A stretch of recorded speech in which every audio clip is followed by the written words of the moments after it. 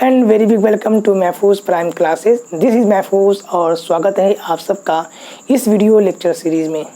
आज हम अपनी इस वीडियो में बायोलॉजी के बेसिक इंट्रोडक्शन के बारे में पढ़ेंगे, समझेंगे कि बायोलॉजी क्या है, व्हाट इज़ बायोलॉजी, उनके इंट्रोडक्शन के बारे में, बायोलॉजी की जो वेरियस शाखाएं हैं, जो ब्रांचेस हैं, उनके बारे में हम इसके बारे में समझेंगे। यानी बायोलॉजी के बेसिक कंसेप्ट को आज आप इस वीडियो में समझेंगे। और ये वीडियो आप सभी विद्यार्थियों के लिए जो किसी भी कॉम्पिटिटिव एग्ज़ाम की प्रिपरेशन कर रहे हैं, चाहे वह नीट की तैयारी कर रहे हो या टीजीटी या पीजीटी की तैयारी कर रहे हो या फिर अपने बोर्ड्स की प्रिपरेशन कर रहे हो, तो ये वीडियो लेक्चर सीरीज़ उनको बहुत ही हेल्पफुल होगा। तो आइए शुरू करते हैं अपने इस वीडियो लेक्चर सीरीज़ को। तो हमारा आज का जो टॉपिक है वह है एन इंट्रोडक्शन टू बायोलॉजी, यानी जीव विज्ञान का एक परिचय, जिसमें हम जीव विज्ञान के बारे में समझेंगे कि बायोलॉजी क्या होते हैं, बायोलॉजी की जो वेरियस ब्रांचेज हैं उनके बारे में आज हम डिस्कस करेंगे। तो पहले समझते हैं बायोलॉजी, जिसे हम हिंदी में जीव विज्ञान कहते हैं। तो बायोलॉजी जो है वह ग्रीक भाषा के दो शब्दों बायोस और लोगोस से मिलकर बना है। बायोस का अर्थ होता है लाइफ यानी कि जीवन, और लोगोस का अर्थ होता है स्टडी यानी कि अध्ययन। इस प्रकार से हम कह सकते हैं कि biology is a branch of science in which we deals with the study of life, जिसमें जीवन का अध्ययन किया जाता है, बायोलॉजी कहलाता है। In other way we can say that biology is an natural science in which we deals with the study of life and living organism, including their structure, their function, their growth, their evolution, their distribution, their taxonomy, and their interaction with the environment.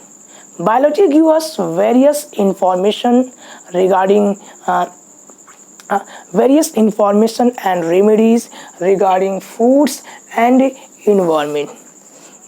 The term biology was first used and coined by Jean-Baptiste Lamarck and Terence in 1802. तो जो biology जो शब्द है पहली बार 1802 में gene Baptiste Lamarck के द्वारा and टेरी विरेंस के द्वारा पहली बार यूज किया गया था। The person who studies about biology is known as biologist. ऐसे जो जीव विज्ञान के बारे में अध्ययन करते हैं उनको बायोलॉजिस्ट कहा जाता है। And Aristotle is known as father of biology.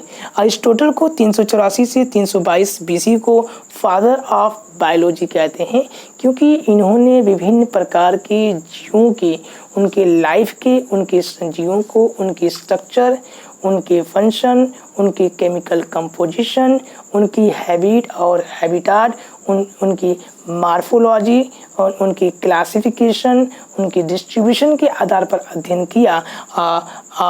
इसलिए इन्हें फादर ऑफ बायोलॉजी कहते हैं।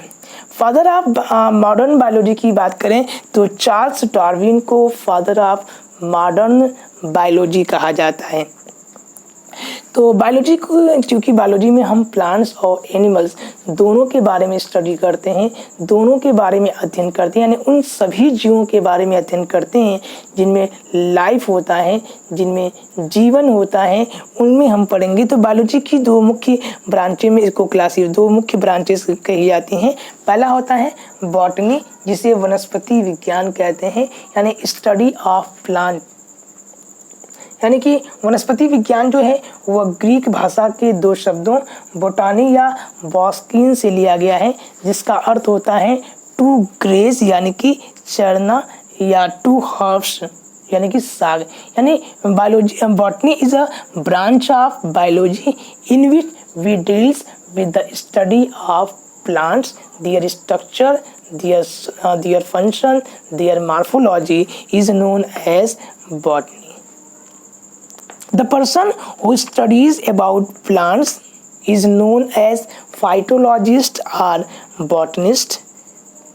एंड जो पौधों के बारे में अध्ययन करते हैं उनको फाइटोलॉजिस्ट यानी कि वनस्पति शास्त्री कहा जाता है। ठीक है। थियोफ्रास्टस को फादर ऑफ बॉटनी कहा जाता है क्योंकि इन्होंने विभिन्न प्रकार के पौधों को उनके मॉर्फोलॉजी के आधार पे, उनकी मॉर्फोलॉजिकल स्ट्रक्चर के आधार पे, उनके डिस्ट्रीब्यूशन के आधार पे, उनके फंक्शन के आधार पे, उनके हैबिट एंड हैबिटाट के आधार पे, उनके सेक्सुअल ओरिएंटेशन के आधार पे और उनके केमिकल कंपोजिशन के आधार पे, उनमें रिप्रोडक्शन के आधार पे अध्ययन किया। पौधों को उन्होंने पौधों को उनके सिंपल मॉर्फोलॉजिकल कैरेक्टर के आधार पे अध्ययन किया। ऐसे जिनमें जो बिल्कुल छोटे आकार, ऐसे पौधे जो बिल्कुल छोटे आकार के होते हैं उनको हर्ब्स कहा, और जो उससे बड़े आकार के होते हैं उनको श्रब्स में, और जो सबसे बड़े आकार के होते हैं उनको ट्री में, यानी सिंपल मॉर्फोलॉजिकल कैरेक्टर में इनको 3 मेजर में हर्ब्स, श्रब्स एंड ट्रीज में। इसके अलावा पौधों को उनके हैबिटाट के आधार पे, यानी कि ऐसे पौधे जो स्थल पर पाए जाते हैं उनको टेरेस्ट्रियल कहा, जैसे कि आम यानी कि मैंगोज, पीपल, पपाया, वेरियस जो मोस्टली स्थल पे पाए जाते हैं उनको टेरेस्ट्रियल कहा।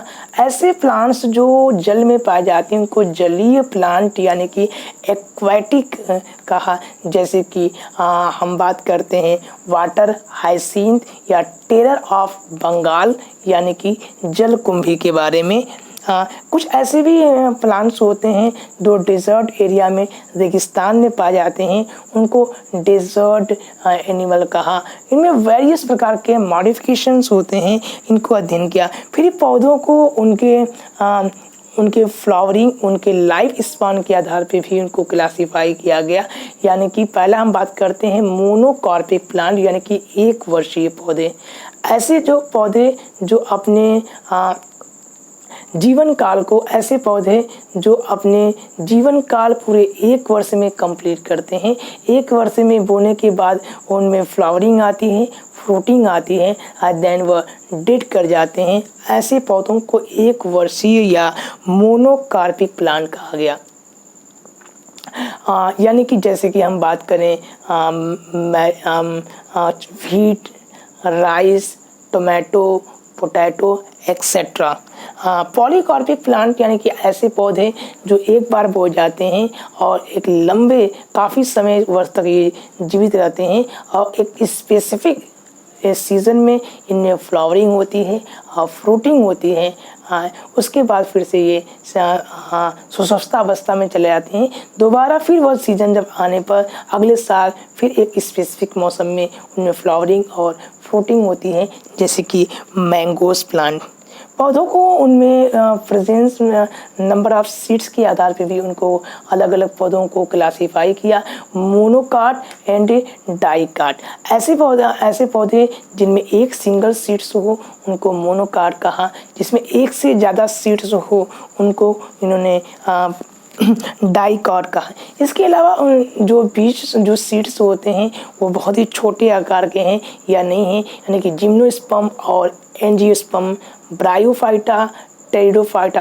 वह इस प्रकार से उन्होंने पौधों को विभिन्न प्रकार के उनके मॉर्फोलॉजिकल कैरेक्टर, उनकी केमिकल कंपोजिशंस, उनके डिस्ट्रीब्यूशन, उनके हैबिटाट एंड रिप्रोडक्शन के आधार पर क्लासीफाई किया और लगभग 500 प्रकार के पौधों के बारे में अध्ययन किया और अपनी पुस्तक में लिख दिया, जिसका नाम रखा हिस्टोरिया प्लांटेरम, यानी कि वनस्पति। हिस्टोरिया मतलब हिस्ट्री, प्लांटेरम मतलब पौधों, यानी पौधों के इतिहास नामक पुस्तक में 500 प्रकार के पौधों को उनके सिंपल मॉर्फोलॉजिकल कैरेक्टर, उनके केमिकल कंपोजिशन, उनके हैबिट एंड हैबिटाट, उनकी डिस्ट्रीब्यूशंस, उनकी रिप्रोडक्शन, उनकी टैक्सोनॉमी के आधार पर अध्ययन किया और लगभग 500 प्रकार के पौधों को उन्होंने लिखा।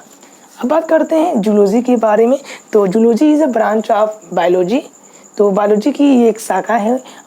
जूलॉजी जो है, जिसे हम हिंदी में इसे जंतु विज्ञान कहते हैं। तो जूलॉजी जो शब्द है वह ग्रीक भाषा के 2 शब्दों जून यानी कि एनिमल, और लोगोस से हुआ है यानी कि स्टडी। जून एंड लोगोस से हुआ है जिसका अर्थ होता है स्टडी ऑफ एनिमल यानी कि जंतुओं का अध्ययन। यानी जीव विज्ञान, zoology is a branch of science in which we deal with the study of animal.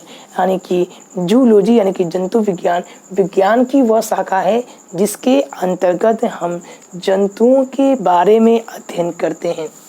तो अरिस्टोटल को फादर ऑफ जूलॉजी कहा जाता है क्योंकि इन्होंने विभिन्न प्रकार के जंतुओं को उनकी morphological character, simple morphological character, उनके स्ट्रक्चर, उनके फंक्शन, उनकी कंपोजिशन, उनके habit and habitat, reproduction, distribution और क्लासिफिकेशन के आधार पे वेरियस कैटेगरी में क्लासिफाई किया।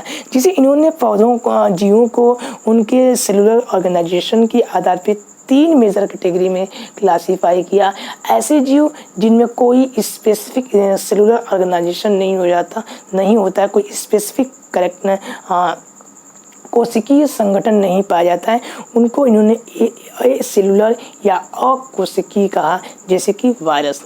सेकेंड है यूनिसेलुलर यानी कि ऐसे जीव जिनका पूरा का पूरा जो शरीर है केवल और केवल एक सिंगल सेल से मिलकर बना है, तो उनको उन्होंने यूनिसेलुलर या एक कोशिकी कहा। जिसे फाइलम प्रोटोजोआ के अंतर्गत आने वाले जितने भी एनिमल्स हैं जैसे कि paramecium, euglena, hydra, amoeba, they are all under the unicellular. Multicellular ऐसे जीव जिनका जो शरीर है बहुत सारी कोशिकाओं से मिलकर बना है, जैसे कि हम बात करते हैं उनको बहुकोशिकीय मल्टीसेलुलर का। फर्दर क्लासिफाई का प्रोकैरियोटिक एंड यूकैरियोटिक, यानी presence of nucleus, well developed nucleus or not, and mesokaryotic and presence of histone protein in their genetic material. तो 3 मेजर उनकी सेलुलर ऑर्गेनाइजेशन के आधार पे, न्यूक्लियस के आधार पे, acellular, unicellular, multicellular, prokaryotic, eukaryotic and mesokaryotic. उनके सिंपल मार्फोलॉजिकल कैरेक्टर पर यानी कि ब्लड के आधार पर उन्होंने इसको 2 मेजर कैटेगरी में क्लासिफाई किया, एनेइमा एंड इनेइमा। एनेइमा ऐसे एनिमल्स जिनमें ब्लड का कलर लाल ना हो, विदाउट आरबीसी, जिसमें आरबीसी ना हो, उनको एनेइमा कहा। और ऐसे एनिमल जिनमें आरबीसी पाई जाती हो उनको इनेइमा कहा। जैसे एनेइमा की अगर हम बात करें तो जो हम फेरेटुमा पास्थुमा यानी कि केचुए जो होते हैं, हिरोडिनेरिया यानी कि जोक जो होता है, या स्पाइडर्स होते हैं, अगर आप इनके ब्लड को देखेंगे तो इनके ब्लड का जो कलर है वो रेडिश न होकर के बल्कि ये डिफरेंट या कलर लेस होते हैं। या सम टाइम जैसे कि हम फेरेटुमा पास्थुमा की बात करें तो इनमें जो ब्लड होता है वह मटमैला कलर का होता है। अगर हम बात करें स्पाइडर का तो उसमें वह वाटरी कलर का होता है, कलरलेस होता है, हल्का सा मिल्की कलर का होता है। अगर हम बात करें कॉकरोच की या फिर हिरोडिनेरिया की, इनमें ब्लैकिश कलर का आपको इसमें दिख जाएगा। इसके अलावा इन्होंने जीवों को उनके फर्दर क्लासीफाई किया। ऐसे जीव जो अंडे देने वाले होते हैं उनको प्रोटोथीरिया कहा, और ऐसे जीव प्रोटोथीरिया, मेटाथीरिया एंड यूथीरिया में क्लासीफाई किया गया। यानी कि ऐसे जीव जो अंडे देने वाले होते हैं उनको प्रोटोथीरिया कहा। ऐसे जीव जो अल्प विकसित बच्चे को जन्म देते हैं उनको मेटाथीरिया, और ऐसे जीव जो सुविकसित बच्चे को जन्म देते हैं उनको यूथीरिया कहा। जैसे मेटाथीरिया की बात करें, जैसे कंगारू इज मेटाथीरिया। यूथीरिया की बात किया जाए तो जैसे कि human being, cows etcetera, these are eutherian animals. Oviparous and viviparous अंडे देने वाले हैं या बच्चे देने वाले हैं, तो ऐसे जीव जो अंडे देते हैं उनको ओविपेरस के अंतर्गत रखा, जिसमें एक कैल्शियम कार्बोनेट की कवच पाई जाती है और उसी में बच्चे का विकास होता है। विविपेरस यानी कि ऐसे जीव जिनमें जो बच्चे को जन्म देते हैं उनको विविपेरस। उनके सेक्स ओरिएंटेशन के आधार पर भी क्लासीफाई किया, यानी कि ऐसे जीव जिनके शरीर एक ही शरीर में एक ही प्रकार के लिंग होते हैं उनको यूनिसेक्सुअल यानी कि एक लिंगाश्रयी कहा। दूसरी तरफ ऐसे जीव जो जिनमें मेल और फीमेल दोनों रिप्रोडक्टिव बॉडी एक ही ऑर्गेनिज्म में हो, उनको बाइसेक्सुअल या हर्माफ्रोडाइट कहा।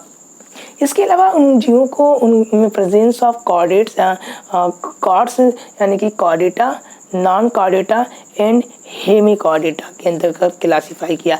ऐसे जीव जिनमें रीढ़ की हड्डी पाई जाती है उनको कॉर्डेट्स कहा, जिनमें रीढ़ की हड्डी नहीं पाई जाती है नॉन कॉर्डेट्स, और जिनमें इन दोनों के बीच के कैरेक्टर पाए जाते हैं यानी कि उनको हेमिकॉर्डेट कहा।